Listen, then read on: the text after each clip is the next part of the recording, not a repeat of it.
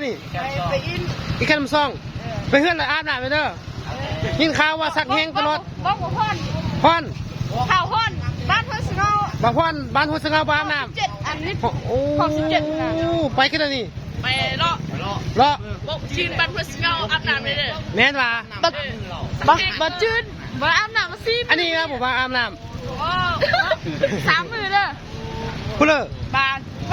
อย่าบ้าบ่จืดอาบน้ำได้อาบมื้อซี่แล้วบ่อาบเนี่ยสักแห้งตลอด โอ้กระเจ้าเขาอีน้ำเสยเป็นบ่อาบน้ำปานนั้น โอ้ยจุกเกินบ่ได้อ่ะ แม่นว่า บ่จืดหอม17เด้อ มาชื่นหอม17 บ้านเพื่อนสเงา